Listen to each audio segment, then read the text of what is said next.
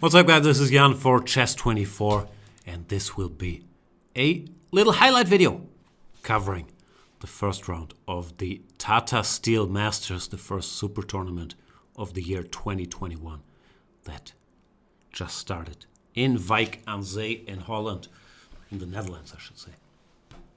Featuring the world champion Magnus Carlsen, world number 2 Fabian Caruana, local hero Anish Giri, rising star Alireza, and many others as game of the day. I have gone with the obvious one, really. Magnus Carlsen, the world champion, just turned 30 with the white pieces against the prodigy 17-year-old phenom Alireza with the black pieces. And Carlsen opts for 1d4, as he has mainly done recently. Of course, the world champion can do anything, but recently he's been more of a d4 than an e4 player. So 1d4, knight to f6, c4, e6, knight f3, pawn to d5. This is maybe the most popular starting position there is at the highest levels, at least after white went 1d4. Carlsen tends to favor the move knight c3 here, not the so-called Catalan with pawn to g3. And after knight c3, Alireza springs maybe the first tiny surprise he goes for, knight b to d7. While in the past he has usually played either bishop b4, so-called Ragozin, or bishop to e7 against the world champion. 1 second, let me do one quick thing here.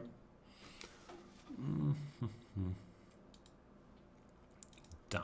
Sorry. Here we are. Bishop e7.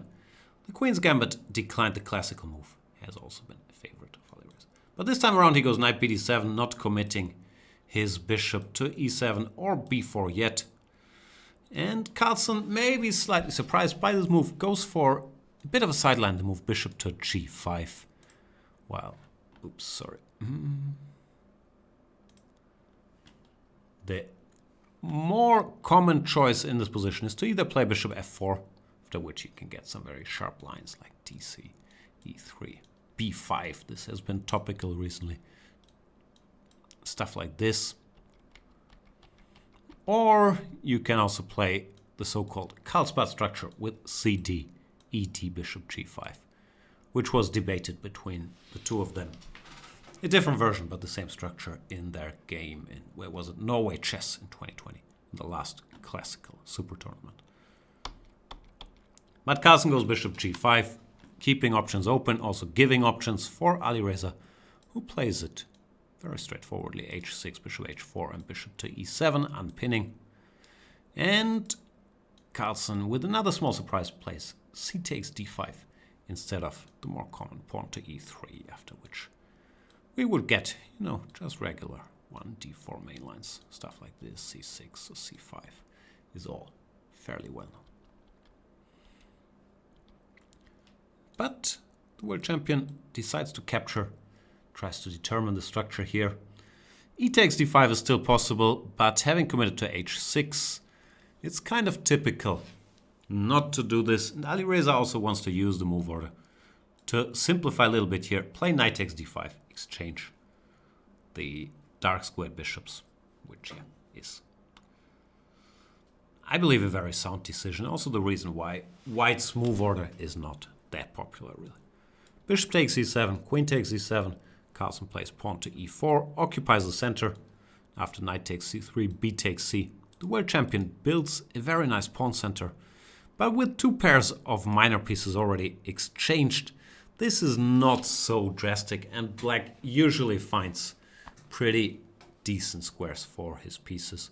Wants to go c5, take here, put this bishop on b7. And I think overall black's just okay here. Short castles, bishop to d3, pawn to c5. Very surprisingly, this is a novelty. Everybody's played b6 in this position before, but pawn to c5, the most logical move there is, so hardly a surprise. And Alireza goes for b6, followed by bishop to b7. Pawn to a4, bishop to b7. Chess opening experts among you might recognize that this looks pretty much exactly like a semi-tarash. It's a structure you usually get via a different move order, but there are some tiny differences. Black got a free pawn to h6 and his queen committed to e7 early on, which I guess these small differences should favor black, but the position, of course, does not favor him as a whole, but just remains equal. Pawn to a5. Carlsen tries to create a weakness here on the queen side with his minority attack. Yeah, Alireza has a choice. He could just have ignored this, played a move like rook c8, but he clarifies the issue. B takes a5. And after rook takes a5, at first sight it looks like white should be better with this pawn being a target, but turns out that these central pawns are also not that safe, and black can place his pieces in active ways, targeting these guys, maintaining the balance. Really, this position is fine for black. Knight to f6, rook to e1, rook to d8. We see black pieces are aimed at the white center, as you can see, by these expertly drawn arrows. And black is okay. Queen to a1, covering d4, and aiming at the a7 pawn. Alireza goes queen c7. The queen wasn't doing very much on e7 from c7. Keeps an eye on the rook. Keeps an eye on this square. And he's arguing that after rook takes a7, the game would just simplify because of a little trick at the end of this line. Rook to a3 followed by rook c3. White cannot expect to generate any winning chances here. So queen c7, well timed. Carlsen makes Luft. Now maybe rook takes a7 is a threat, and Alireza keeps that pawn by putting it on a6, where if it gets captured, white would now lose his pawn on e4. Rook to c5, queen to f4, rook to e5, tries to cut off the queen, but white is not in time. Knight to d7, rook to a5, knight back to f6, offering a move repetition after rook e5, knight d7. But it's not happening. The world champion, of course, once more. And he goes for the most ambitious way. Sort of a typical pawn sacrifice. Pawn to d5 takes, and pawn to e5. Carlsen has used a similar pawn sacrifice to defeat Anish Giri, one of the big rapid tournaments in 2020. But this looked like a fairly good version for black after knight to e4. Black knight is active, the rook can go to the c file. Black is not worse here, but kudos to Carlsen for keeping the game going, as he tends to do. Queen d4, rook dc8, threatening to simplify with rook to c1. Carlsen stops that by going rook back to a1, and pawn to a5, pushing the passed pawn up the board. Logical decision. Bialeko liked the look of rook c7, followed by rook ac8 as well, which could lead to further simplifications in some line like this. White regains his pawn. Maybe gains another pawn, but the outcome should still be a draw. Still, nothing wrong with Alireza's move. Pawn to a5, rook to b1, and bishop to c6, tending to push the pawn up the board further. Carlsen, seeing that, black has enough to do, understands that he has to take drastic measures to keep the game complex, and he does so, sacrifices a second pawn by going pawn to e6. Black captures, and knight to e5. So white has 2 pawns down, but he does have beautiful squares for his pieces in the middle of the board, and they're not so easy to challenge, especially the knight on e5. White is also currently threatening pawn to f3. He has ways to improve his remaining rook with, or one of his remaining rooks with rook to b6. So this is still a tricky situation. The computer is not very impressed with white's play and white's chances. Pawn to f3, knight to g5. Says black has everything under control. But over the board, this is of course incredibly tense with slightly weakened king and an extremely well-placed army in the hands of the world champion. Rook b6 played, bishop e8.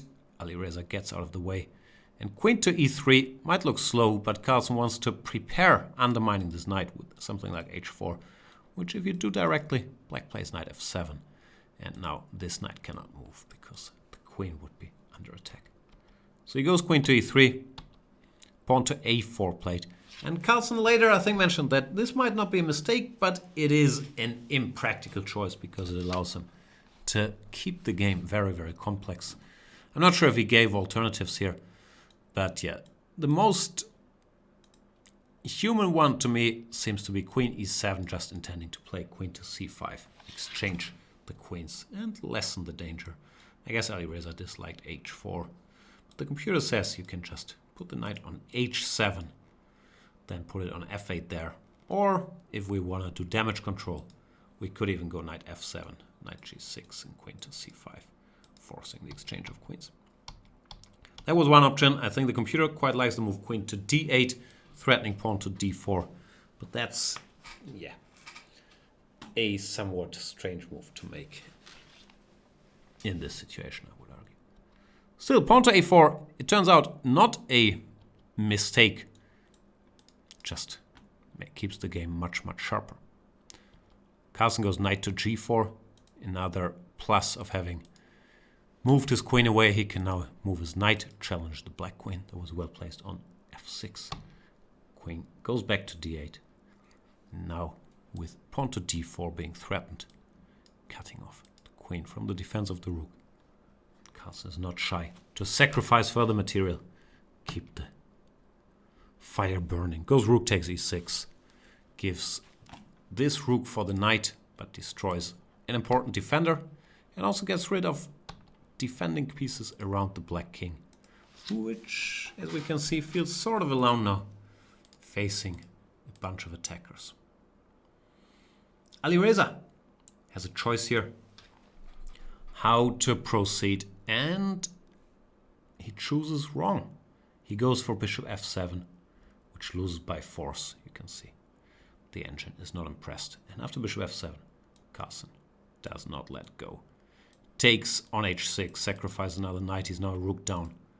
But the threats are overwhelming. If black does nothing, there's this typical checkmate pattern.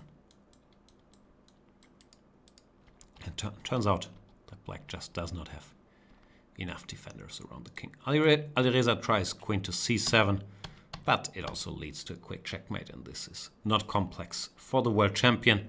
Finds a precise finishing move. Queen h6 check. And it turns out that checkmate is near. For example, queen g7, queen d6 check, king f7, queen e7. The king would be out of squares. Or king f7. Checkmate in 3 moves, ladies and gentlemen. King spotted. 1. Only move. 2. Only move. And 3. Checkmate. So, Alireza resigns after queen h6 check. A nice start for the world champion. Wins his first game. Instead of bishop f7, what he should have done, Carlsen-Firouzja that is king to h8. And turns out the white attack does not break through. The 2 key lines are queen f5, which looks nasty, threatening checkmate here and there, is well met by queen b6, a check. The king goes out of the way, and bishop g6 blocking both this threat and this one. And after white takes, black has more than enough material left to, at the very least, not be worse, probably be better here. I would assume both players spotted that, and instead Carlsen planned knight h6, which looks very scary, threatening queen g8 checkmate. And here the computer, calculator that he is, says you have to go bishop h5, but it turns out white does not have a breakthrough, which, yeah, is not obvious at all, or even intuitive over the board. So Alireza still had to try this, because I guess by means of elimination he could have figured out the bishop f7. didn't work after knight h6. But as mentioned, the maybe easier way was instead of pawn to a4 to go queen to d8 or queen to e7, keeping white busy, not giving these attacking options. So I've seen a bunch of tweets already claiming this is a masterpiece from Magnus Carlsen. I'm not sure. It's a nice attacking game, but Magnus himself, I think, was also aware that he was gambling and that stuff wasn't flowing naturally. So I'm impressed with his willpower, as usual, that even taking risks against a supremely gifted tactician like Alireza, he does not shy away from at all, giving 2 pawns, risks being worse, and then does manage to win. So he did everything right. Practically, yeah, I'm not sure if he feels this game will enter his list of best games, because Black had some options to defend. But what Carlsen will be more concerned about is that he's off to a great start in Vacancy, defeating one of maybe his closest rivals, at least in the future, winning his first game as a 30-year-old. And settling in the long tournament. That is Vacancy. 12 more rounds to go. And hopefully you'll stop by, join us covering the action on Chess 24. Thanks for watching this one, and see you soon.